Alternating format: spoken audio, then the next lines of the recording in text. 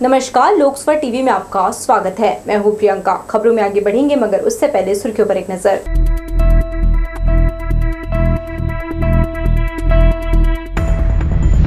निर्वाचन आयोग ने देश भर में लगी आचार संहिता को किया रद्द। विकास कार्यों में अब आएगी तेजी। दूसरों से वोट डलवाने वाले निर्वाचन कर्मचारियों की त्रुटि आई सामने। डाक मतपत्र में अधिकांश वोट हुए खराब। सेंट जेवियर्स स्कूल में जांच के लिए जिला शिक्षा अधिकारी ने नियुक्त किया अधिकारी। 2 स्कूलों के परमिशन में चल रहे 4 स्कूल। और बिलासपुर पुलिस ने 2 अंतर्राज्यीय सट्टा खिलाने वाले आरोपियों को किया गिरफ्तार। बड़ी मात्रा में सामग्रियां जब्त। हमारे न्यूज हेडलाइंस के प्रायोजक हैं Makhija test tube baby centre Bilaspur. हम आपके परिवार को पूरा करते हैं। Makhija test tube baby centre, life begins here, Bilaspur, Chhattisgarh. तो ये थे सुर्खियां, अब खबरें विस्तार से। आदर्श आचार संहिता हटा दिए जाने के बाद अब जिले में सभी सरकारी कामकाज में गति आएगी। लोकसभा चुनाव के मद्देनजर 1.5 माह से जारी आचार संहिता आयोग के आदेश पर गुरुवार शाम समाप्त कर दिया गया। कलेक्टर अवनीश कुमार शरण ने कहा, बहुत से कार्यों के लिए टेंडर जारी नहीं किया जा सकता था। इसके अलावा जो टेंडर कर दिए गए उनका वर्क ऑर्डर शीघ्र ही जारी किया जाएगा। खरीफ फसल के लिए खाद बीज का भंडारण किया गया है और इसका उठाव तेजी से जारी है। बारिश को देखते हुए निर्माण कार्य जल्द पूरा किया जाएगा। लोकसभा निर्वाचन 2024 के बाद जो आदर्श आचरण संहिता है वो कल शाम में नोटिफिकेशन आ गया, हटा दिया गया है। अब इसके बाद जितने भी कार्य चल रहे हैं ज़िले में, चाहे वो विकास कार्य हों, चाहे वो अन्य प्रकार के कार्य हों, सभी जो है रूटीन में चलते रहेंगे। इसमें 2-3 चीज़ें इम्पॉर्टेंट होती हैं। कुछ ऐसे टेंडर हैं जो पहले हो चुके थे फाइनल, बट अवार्ड उनको नहीं हुआ था, वर्क ऑर्डर नहीं हुआ था, वो वर्क ऑर्डर हो सकता है। कुछ प्रकार के ऐसे काम थे जो टेंडर नहीं लगे थे, वो अब टेंडर भी जारी हो सकता है, नए टेंडर। और तीसरे प्रकार के कार्य हैं जो अभी तक उसका एस्टीमेट वगैरह बन के शासन को गया हुआ, स्वीकृति नहीं आई है।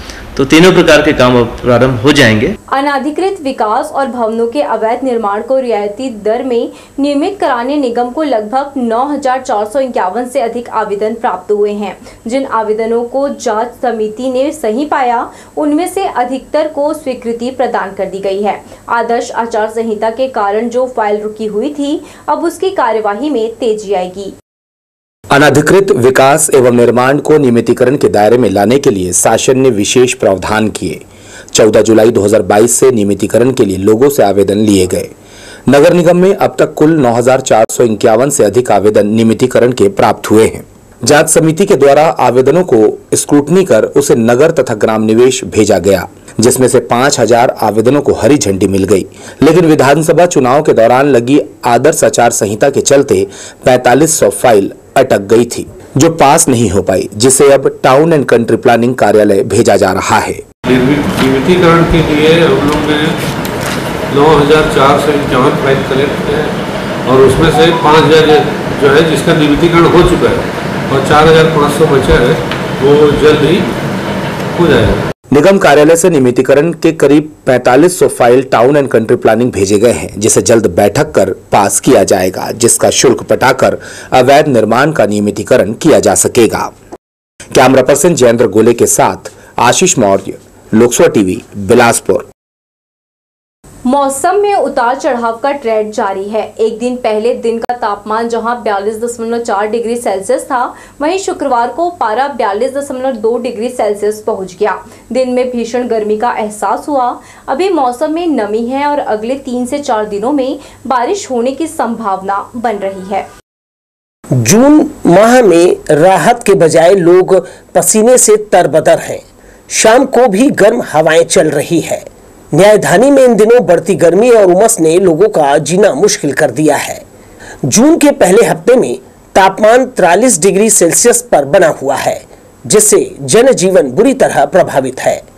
मौसम विभाग के अनुसार मानसून के आगमन में अभी कुछ दिनों की देरी है, जिससे लोगों को फिलहाल राहत मिलने की संभावना कम है। गर्मी और उमस के कारण लोगों को कई तरह की समस्याओं का सामना करना पड़ रहा है। मौसम वेधशाला के मौसम विज्ञानी डॉक्टर HP चंद्रा का कहना है कि दक्षिण पश्चिम मानसून को किसी क्षेत्र में पहुंचना तभी घोषित किया जाता है जब पश्चिमी हवा प्रबल हो जाए और उसकी गहराई वातावरण में 3.1 किलोमीटर तक होनी चाहिए। जिस क्षेत्र में मानसून पहुंचने की घोषणा करने के लिए लगातार 2 दिनों तक उस क्षेत्र के 80% स्टेशनों में 2.5 mm या अधिक वर्षा हो तो दूसरे दिन मानसून पहुंचने की घोषणा की जाती है। इसके कारण मानसून की दस्तक प्रदेश में शीघ्र ही होने जा रही है। अगले 2 दिनों बाद अधिकतम तापमान में थोड़ी वृद्धि होने की भी संभावना है। अभी फिलहाल तापमान की बात की जाए तो चूंकि पश्चिमी हवा चल रही है, उत्तर पश्चिम हवा अभी नहीं आ रही है, इसी कारण से अभी अगले 2 दिन अधिकतम तापमान में कोई बहुत ज्यादा परिवर्तन की संभावना कम है। बारिश के लिए क्योंकि अभी फिलहाल जो नमी है अरब सागर से आ रही है, इसी कारण से कहीं कहीं पर लोकल इफेक्ट के कारण से बारिश होने की संभावना कम है। अभी फिलहाल बहुत कम बारिश दर्ज किया गया है, विशेष करके बस्तर संभाग के जिलों में। तो इसी कारण से संभव है कि आने वाले समय में 1-2 दिन में मानसून के पहुंचने की डिक्लेयर हो सकता है। विशेषकर बुजुर्ग और बच्चों पर इस गर्मी का बुरा असर दिखाई दे रहा है। हीट स्ट्रोक और डिहाइड्रेशन के मामले बढ़ रहे हैं। चिकित्सकों ने लोगों को घर पर रहकर पर्याप्त पानी पीने और हल्के कपड़े पहनने की सलाह दी है। इसके साथ ही कई इलाकों में खपत बढ़ने से बिजली गुल की समस्या लगातार बनी हुई है। लोकसभा टीवी के लिए कैमरामैन जय साहू के साथ भूपेंद्र राठौर की रिपोर्ट। लोकसभा चुनाव में पड़े सैकड़ों डाक मतपत्र त्रुटि के कारण निरस्त कर दिए गए हैं। ताज्जुब की बात यह है कि सभी वोट उन सरकारी कर्मचारियों ने डाले हैं जिनके भरोसे चुनाव संपन्न कराया गया है। दफ्तर से लेकर चुनाव में गलतियों का सिलसिला न जाने कब से चल रहा है। भगवान मालिक है निर्वाचन कार्य में लगे उन सरकारी कर्मचारियों का जिन्होंने कई दौर के प्रशिक्षण के बाद भी खुद ऐसा वोट डाला कि उनके वोट त्रुटियों के कारण मतगणना के दौरान रिजेक्ट कर दिए गए। ये 150 से अधिक वो कर्मचारी हैं जिन पर चुनाव कार्य संपन्न कराने की जिम्मेदारी थी। आश्चर्य होता है कि उनका अपना मत बेकार चला गया। निर्वाचन आयोग के निर्देशानुसार जिले के 3100 कर्मचारियों को पोस्टल बैलेट से मतदान करने की सुविधा प्रदान की गई थी। ऐसे में आप समझ सकते हैं कि इन कर्मचारियों को और प्रशिक्षण की आवश्यकता है। इस मामले में लोकसभा टीवी ने डिप्टी कलेक्टर शिव कुमार बनर्जी से इसकी तस्दीक करना जरूरी समझा। उन्होंने कहा, सर्विस वोट और डाक मत दोनों में त्रुटियां पाई गई, जिसे निरस्त कर दिया। इसमें ETPB वोटर भी शामिल हैं, जिनकी कुल संख्या 350 से ऊपर है, जो बेकार गए। कर्मचारियों का जो पोस्टल बैलेट की बात नहीं है, ये सर्विस वोटर जो हमारे थे, हमने ETPB जो 1250 जो हमारे सर्विस वोटर है उनको भेजे थे, उसमें से 205 एक्चुअली में उसमें से निरस्त हुए हैं। प्री स्कैनिंग के दौरान ETPB का पहले कंप्यूटर से उसका प्री स्कैनिंग किया जाता है कि सही ETPB वहाँ से हमको मिले है कि नहीं, या कोई डुप्लीकेसी है कि नहीं। इस हिसाब से जो है 205 उनका रिजेक्ट हुआ है। लगभग 150 के आसपास है जो एक्चुअल में जो कर्मचारी अभी हमारे जो पोलिंग में काम किए हैं उनका भी निरस्त हुआ है। कई मर्तबा वोट कर चुके कर्मचारी अधिकारी निर्वाचन ड्यूटी करने का गहरा अनुभव रखते हैं, जबकि इन्हें यह मालूम नहीं कि उनका वोट किसी उम्मीदवार के काम नहीं आया। न जाने ऐसी गलतियां कब से की जा रही है। भगवान मालिक है इनका। कैमरामैन राजा खान के साथ दिलीप जगवानी, लोकसभा टीवी, बिलासपुर। RTE के तहत निःशुल्क एडमिशन के बाद स्कूल ड्रॉप आउट करने वाले बच्चों की संख्या विगत 5 वर्षों से बढ़ी हुई है, जिसकी समीक्षा कर इस बढ़त संख्या को रोकने के उद्देश्य से जिला शिक्षा अधिकारी द्वारा जिले के 131 नोडल अधिकारियों की बैठक ली गई। शिक्षा का अधिकार के तहत निजी स्कूलों में एडमिशन दिलाने के बाद भी बच्चे बीच में पढ़ाई छोड़ देते हैं। इससे शिक्षा विभाग के अफसरों की चिंता बढ़ गई है। इस संबंध में शुक्रवार को जिला शिक्षा अधिकारी TR साहू ने दयालबंद के महारानी लक्ष्मीबाई स्कूल में 131 नोडल अधिकारियों की बैठक बुलाई। उन्होंने बताया कि विगत 5 वर्षों में ड्रॉप आउट होने वाले बच्चों की लिस्ट नोडल अधिकारियों से मंगाई है, जिसमें 3963 बच्चों के द्वारा बीच में पढ़ाई छोड़ी गई है। बढ़ी हुई संख्या को रोकने नोडल अधिकारियों को जिला पंचायत CO, DDO और उनके द्वारा निर्देश दिया गया। RTE जो प्रवेश है और जिसमें कुछ बच्चे क्या है बीच में ड्रॉप आउट हो जाते हैं, उसके संबंध में रखा गया है। विगत 5 वर्षों का ड्रॉप आउट बच्चों की जानकारी हम मंगाए हैं। जिसमें हमारे ज़िले में 3,963 बच्चे ड्रॉप आउट हुए हैं 5 वर्ष में। तो सब नोडल अधिकारी 131 नोडल अधिकारी हैं, 553 प्राइवेट स्कूल है।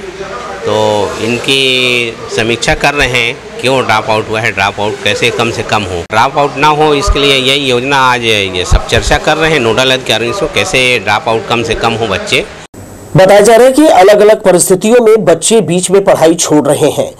सभी नोडल अधिकारियों को निर्देश दिया गया है कि वो अपने क्षेत्र में आरटीई के तहत पढ़ाई करने वाले बच्चों के बारे में पूरी जानकारी इकट्ठी करें और अगली बैठक में रिपोर्ट बनाकर प्रस्तुत करें, जिससे कि ड्रॉप आउट होने वाले बच्चों की संख्या को कम किया जा सके।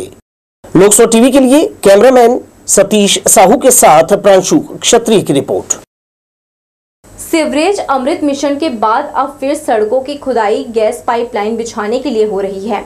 बरसात सर पर है, ऐसे में सड़कों पर मिट्टी का ढेर पड़ा हुआ है, जो पानी गिरने पर कीचड़ का रूप ले लेगा और सड़क हादसे की आशंका हर वक्त बनी रहेगी। ठेका कंपनी अडानी टोटल गैस द्वारा काम के दौरान सुरक्षा का भी ध्यान नहीं दिया जा रहा है। बिलासपुर में सर्वप्रथम साल 2008 में अंडरग्राउंड सीवरेज प्रोजेक्ट के अंतर्गत पाइपलाइन बिछाने के लिए खुदाई शुरू की गई। करीब 250 किलोमीटर पाइपलाइन बिछाने के बावजूद अब भी कोतवाली रोड स्थित कुछ स्थानों पर खुदाई का काम बाकी है। इससे पहले जल आवर्धन योजना के अंतर्गत पीएचई ने 167 किलोमीटर पाइपलाइन बिछाने के लिए खुदाई की। यह खुदाई 2008 से 2017 के बीच की गई। इसके बाद अमृत मिशन योजना के अंतर्गत खूटा घाट से पानी सप्लाई के लिए 2017 से पाइपलाइन बिछाने के लिए खुदाई की गई, जो अब तक चल रही है। अब गैस की पाइपलाइन बिछाने सड़कों की खुदाई की जा रही है। नगर निगम आयुक्त ने गैस की पाइपलाइन बिछाने के लिए जिन सड़कों की खुदाई की अनुमति अडानी टोटल गैस लिमिटेड को दी है, उसमें निगम के साथ ही पीडब्ल्यूडी की भी सड़कें शामिल हैं। नगर निगम की 9.05 मीटर और पीडब्ल्यूडी की 17.47 किलोमीटर खोदकर गैस की पाइपलाइन बिछाई जाएगी। सड़कों की खुदाई कर बिछाई जा रही गैस पाइपलाइन के दौरान सुरक्षा मानकों का कोई ध्यान नहीं रखा जा रहा है।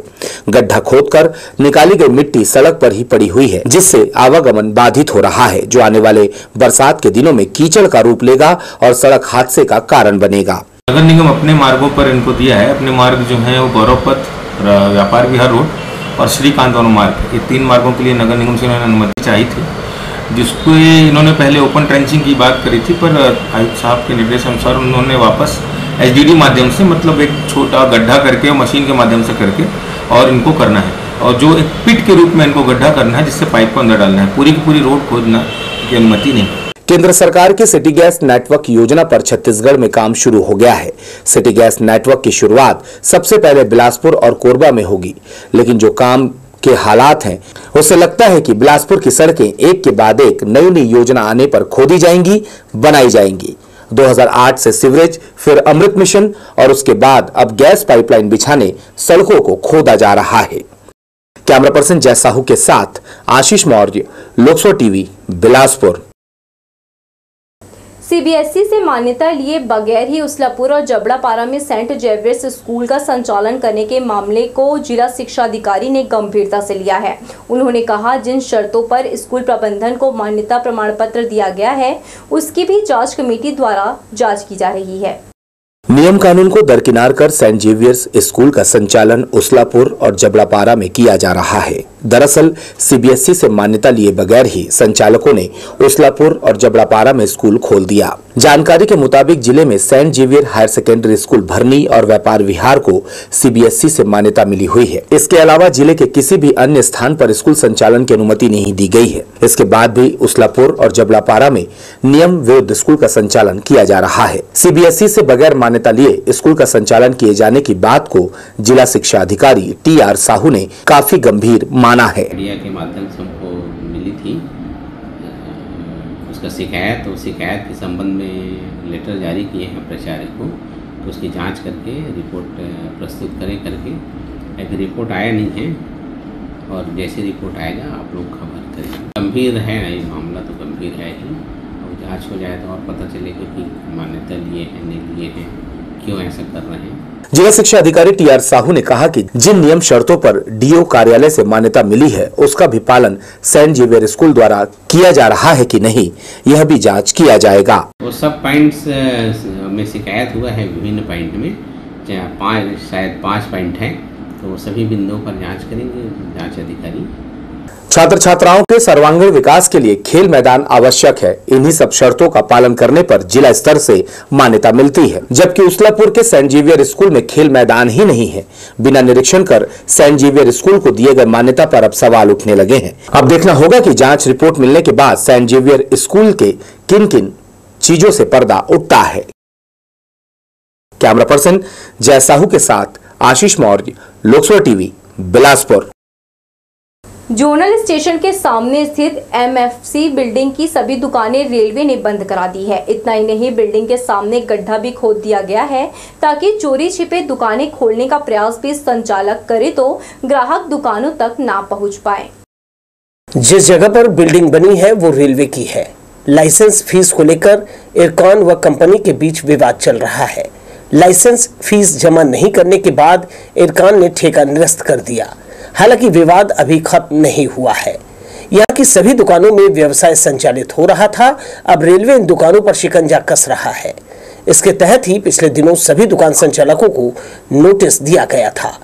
नोटिस में साफ लिखा गया है कि रेलवे स्टेशन परिसर में किसी भी प्रकार के वाणिज्यिक व्यवसाय के लिए रेल प्रशासन से लाइसेंस लिया जाना आवश्यक है, लेकिन वर्तमान में किसी भी दुकान का लाइसेंस अस्तित्व में नहीं है।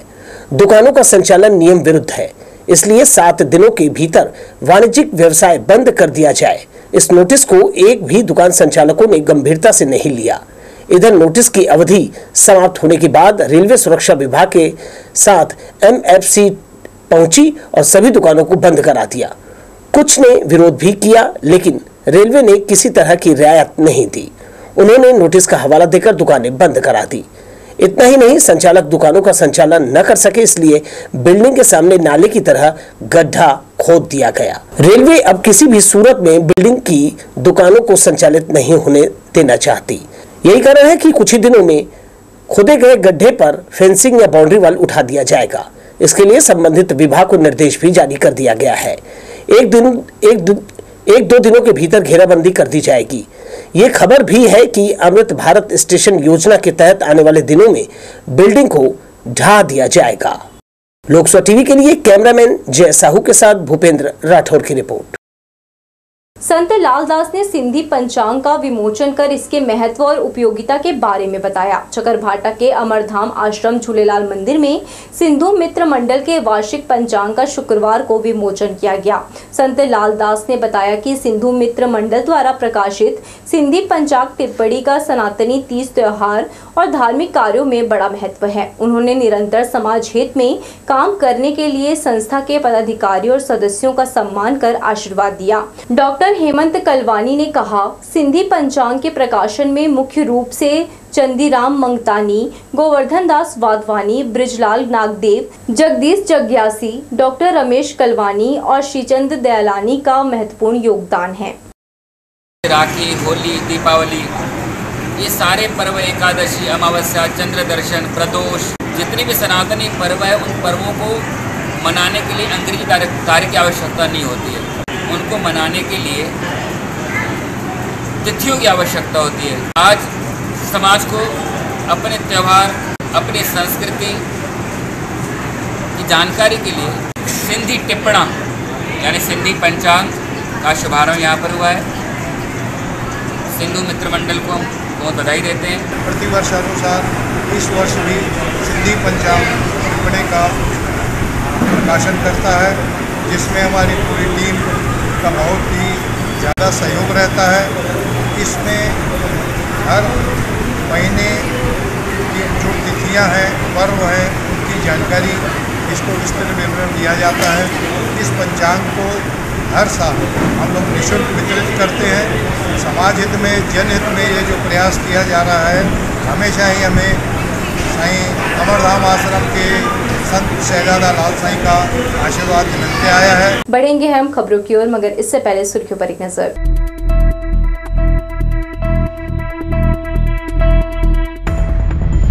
निर्वाचन आयोग ने देश भर में लगी आचार संहिता को किया रद्द, विकास कार्यों में अब आएगी तेजी।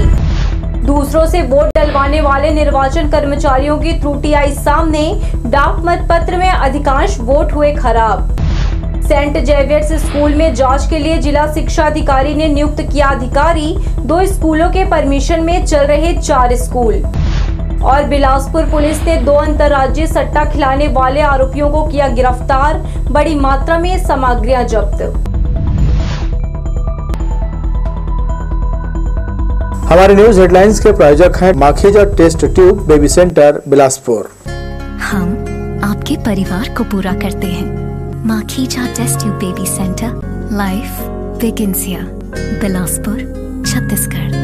अन्ना रेड्डी का ब्रांच लेकर अंतर्राज्यीय सटोरियों और ऑनलाइन गेमिंग सट्टा संचालन करने वाले 2 आरोपियों को बिलासपुर पुलिस ने गिरफ्तार किया है। मुख्य आरोपी ब्रांच संचालक पुलिस की गिरफ्त से बाहर है। ये लोग online gaming branch Sri Lanka, Manali, Bihar, Jharkhand, Rajasthan में रहकर लड़कों से काम कराते थे। पकड़े गए दोनों आरोपी दीपक यादव और संजय जायसवाल कोटा थाना क्षेत्र के बेलगहना के रहने वाले हैं। इनसे 1 श्रीलंका का पासपोर्ट, 4 लैपटॉप, 27 मोबाइल, 170 फर्जी SIM, 7 bank passbook, 2 chequebook, 19 ATM card समेत 20 से अधिक अकाउंट में 5 लाख रुपए की अधिक राशि होल्ड कर जब्त की गई है। इसके अलावा 2 रजिस्टरों में करोड़ों रुपए के सट्टा पट्टी का हिसाब मिला है। इसमें अभी 2 आरोपी मिले हैं। एक मुख्य आरोपी है विकास अग्रवाल, वो फरार है। दीपक यादव और संजय जायसवाल। दीपक यादव है, संजय जायसवाल, 2 लोग पकड़े गए हैं।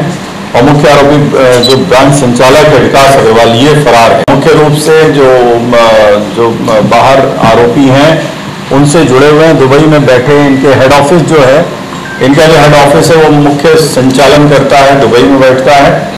और व्हाट्सएप के जरिए ये लोग आपस में एक दूसरे से कांटेक्ट रखते हैं। भीषण गर्मी को ध्यान में रखते हुए मारवाड़ी युवा मंच जागृति शाखा महिलाओं के द्वारा गुरुवार की शाम करबला वार्ड नंबर 33 गांधीनगर में संत शिरोमणि दास भवन के पास वाटर कूलर लगाया गया।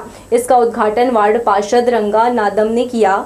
जागृति शाखा की अध्यक्ष मीना अग्रवाल ने बताया, यह समिति समाज सेवा के हित में अनेकों कार्य करती है। गर्मी को ध्यान में रखते हुए राहगीरों के सूखे गले को तर करने और उन्हें राहत पहुंचाने वाटर कूलर की व्यवस्था की गई है। आज मेरे यहाँ वाटर कूलर लगाया गया है वार्ड नंबर 33 गांधीनगर में। मैं उन सभी मारवाड़ी महिला मोर्चा का सभी को मैं धन्यवाद करना चाहता हूँ और हृदय से आभार करता हूँ, और ऐसे ही वो हमारे वार्डों में अपना योगदान देते रहें। आज हमारी शाखा की तरफ से करबला चौक में यहाँ के लोगों के लिए वाटर कूलर हमारे ग्रुप के द्वारा दिया गया है।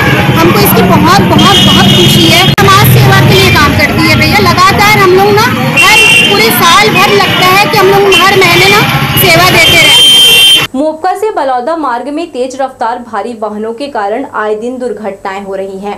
इस मार्ग में बड़ी संख्या में हाईवा, ट्रेलर, कोयला, रेत, गिट्टी, मुरुम और राखड़ से भरी वाहनों की आवाजाही होने के कारण सड़कों की स्थिति दिनों दिन खराब होती जा रही है। कोल वॉशरी, खाड़ा और गतौरा से निकलने वाले वाहनों से उड़ते कोल डस्ट से इस मार्ग में आवाजाही करने वाले वाहन चालकों को परेशानियों का सामना करना पड़ रहा है। दहशतजदा लोगों ने अपने घर और स्कूलों के सामने दुर्घटना से बचने सड़क किनारे बड़े बड़े पत्थर रख दिए हैं। लोक निर्माण विभाग लोगों की समस्या को दूर करने जरा भी गंभीर नहीं है। जिले के तापमान में रोज उतार चढ़ाव हो रहा है। ऐसे में ग्रामीण इलाकों में जल संकट गहराया हुआ है।